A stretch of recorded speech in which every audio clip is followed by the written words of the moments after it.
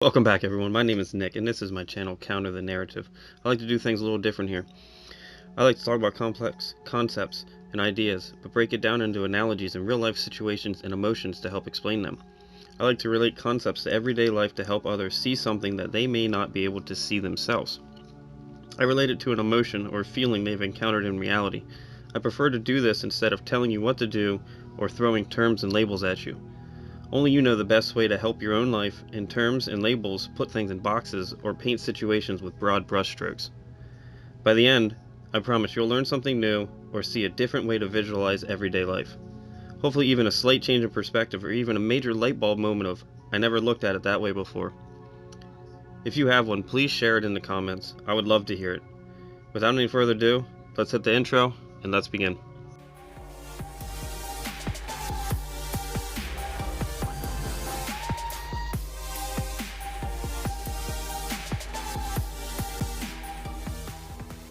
There is a constant battle happening inside of each of you.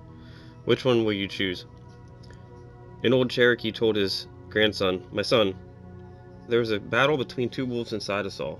One is evil, it is anger, jealousy, greed, resentment, inferiority, lies, and ego. The other is good, it is joy, peace, love, hope, humility, kindness, empathy, and truth." The boy thought about it and asked, "Grandfather, which wolf wins?" The old man quietly replied, "The one you feed." Every day, every situation that happens, you have the choice. How do you respond? With anger or with love? With victimhood or accountability over your own actions? Do you see both sides of the situation? Understand another person's point of view? Or are you only stuck in your own emotions and reality? Anger is like a red-hot ball of steel. If you choose to hold that anger in an attempt to throw it at someone else later on, you are the only one that will get burned. This is your shadow of past traumas controlling your day-to-day life. Every day you have a choice. Will you be happy or sad? Will you be joyful or will you be mad? Will you see the positive or will you see the negative? Will you find a lesson in life to learn or break, or will you continue that cycle? Are you even consciously aware of how your own actions created the situation that you are in currently? Every action has an equal and opposite reaction. Be mindful of what you put into the universe, because it oftentimes finds its way back to you. Will you be a victim of your circumstances, or will you be in circumstances surrounded by other victims? I equate, envision, and oftentimes compare life to a video game for mere visualization purposes of in-depth concepts. I'm a visual learner and need to find a comparable situation in the physical world to explain what's going on in the mind. Each day is brand new, almost like resetting a video game from scratch. New options, new choices, new situations to encounter and react to. The best part, you have the free will to do whatever it is you want to do that day. There is no set path or anything that you have to do besides eat, breathe, and drink fluids. Picture a large open world video game of quests, journeys, main paths, side paths, conversations, skill building, item gathering. Where do you think video game designers came up with these concepts in video games? Do they not relate to your everyday life? See, the world is mostly about perceptions and interpretations in your own mind of events that occur around you. These come from past experiences and results and traumas that have become the programming in your mind and how you receive reality. No one sees what you see, even if they see it too.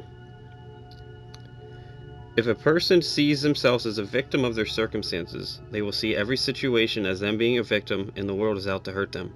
They will react in a similar manner to protect themselves from a perceived threat, even when there is no threat. They fail to see others' perspectives in the world. They are stuck in fight or flight mode. This is how the mind works. The subconscious mind will put the wheels in motion to protect itself before your conscious mind can even determine that any threat is there. The subconscious is your instant reactionary mind and protects you from threats, while your conscious mind gathers all the information and then tells the subconscious to either settle down or ramp up. Basically, your subconscious goes into protect mode like a computer does. before your conscious mind receives all the data to make a rational decision or an outside observer of the computer threat. If people see the world as merely a set of situations and it's up to yourself to choose how I respond in my own best interest, reality is not much different. It's just like on a quest in a video game when you interact with a new character and you have to make the decision on how to respond. Each response will send you in a completely different direction based on your answer, your needs, your desires. Reality works in a very similar manner. When you change your perception on the world from a viewpoint of why is this happening to me to a viewpoint of why is this happening for me, everything changes. Let me give an example we've all been through. You stay up late watching TV or something. You turn off your alarm or even sleep through it. Now you're starting off late, rushing around, and you planned on getting gas in the morning because you didn't feel like getting it the night before. Now you're running out of your house. You're in a hurry and in a frustrated state of mind. A situation that wouldn't annoy you is now making you furious. You also can't get gas now because you don't have time because you slept through your alarm. And you run out of gas on your way to work. Now you can sit there and get pissed at the world for any number of circumstances. Why did you keep me up late? Why did my alarm not wake me up? Why did Netflix suggest that next video? Damn you, Netflix. If this person wouldn't have done this, I would have been fine. And now you're probably going to sit there and be mad about it, and mad at the individual who comes to help, all while giving some sad tale to that person and to your boss, and be mad all day at everyone and everything. Telling people how it wasn't your fault, someone or something else caused this to happen to me, and probably continue to repeat this cycle over and over until you're consciously aware that you're creating the reality that you live in. Nobody else will be able to help you. You can sit there and go back through the sequence of events and find what you did wrong that caused this sequence of events to happen. You will start to not place blame on others and instead take responsibility for it and hopefully change your habits for the future. Realize you can't change what happened in the past, but you can change negative habits so future events like this don't happen again. Your subconscious mind works on repetition, and it's the habit forming part of your brain. It needs to be trained every day as it runs 95% of your mental activity. It can either work for you or against you. It doesn't differentiate between the two. Take the time and get the gas on the way home from work. Don't binge watch some mindless garbage on Netflix or mindlessly scroll social media until 2 a.m. Go to bed earlier so you're rested. Set out the stuff you need for the following day before you go to bed. This will lead to happiness, fulfillment, and a much calmer and peaceful energy in the morning. Set the intention for the next day before you go to bed. Leaving the house in a rush compared to calm and relaxed and early will change your entire outlook on the day. Just use any particular example that you've had in your own life. What annoyed you when you were in a rush won't annoy you when you're early. You'll be more courteous and thoughtful and happier overall. This world is about choices, and those choices come down to you and the world that you create around you. You create the reality you live in based on your thoughts, your choices, actions, and reactions to situations. Want to know why some people are successful and why some are just a constant hot mess? I just explained the difference. Personal choices that make and how your mind perceives reality. Your life and your reality you have more control over than you think you do. Now, you may not be able to control the situation you were put in or the people around you. I understand that. But you can control how you respond to those situations. That is solely up to you and nobody else. Start off small and work your way up. Change one thing at a time instead of 50 things. Doing a massive overhaul overnight is just setting yourself up for failure. Same concept goes for dieting. Slowly change your habits, and years from now you won't believe the amount of growth you've made.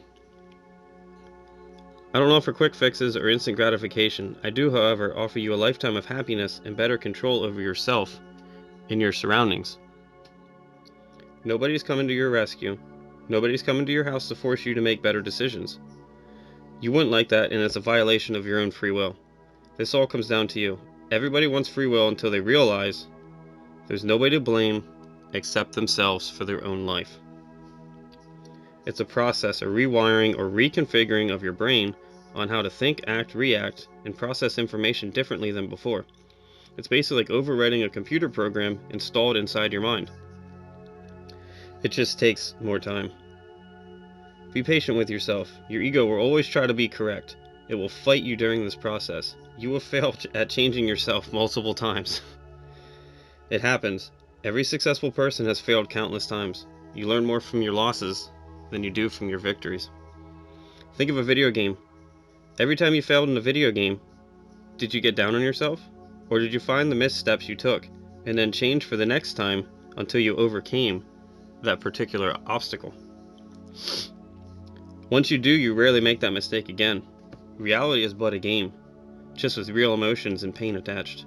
The greatest live-action video game in existence, I call the human experience. Find where you went wrong, what events happened that led up to your failure, and work on changing them. Picture it in your mind as a supply chain and find where that weak link in the chain that broke and work on fixing it. As you fix this one, more weak links will appear and break. This is a long process, but the freedom of having a mind that you built in your own image compared to the one that society built and your parents' image far outweighs the downside. This is extremely similar to shadow work. Also embrace the minor changes, like simply going to bed earlier, not watching one more episode on Netflix, or whatever the situation is that pertains to your life. Be proud of that. What might seem minor is a massive step in the right direction. Focus on your wins and learn from your losses. Never get down on yourself. Your mind doesn't know whether you succeeded or you failed. It just continues to operate the same way until it's told by you, your conscious mind, to change, and is told repeatedly for days to change. They say it takes 21 days to break a habit. This is also why some people are afraid of spiders and others love them. Trained as a child to fear the spider through books, TV, and more. That's the power of subliminal messages. Self-accountability and being able to see it, admit it, and willing to change are the most important skills you'll ever learn in life, and no schools will teach you that. If you wish to know how to change and are serious about it, and can take some harsh realities, this is how I address things in my own personal life. I'm here to change the world, not to make you feel good. To change the world, one must change themselves first. If you're uncomfortable, well good, you needed to be. I'm proud of you. You're about to see some growth in your own life. I cannot make anyone change or force them to change. I can merely show you the door. You're the one that has to walk through it. Please stick around to the end for the outro and my own personal message to the world. If you found this useful and had an aha moment, please let me know in the comments below. I'd love to hear. My goal in this world is to help others understand what this reality is and how best to navigate it. If you enjoyed, please like, share, and subscribe, and find me on other social media platforms for more. Links and names in the description box below. I'm going to be doing a lot more videos like this coming up. Once again, this is Nick from Counter the Narrative, and until next time, be the change you wish to see in the world. God bless.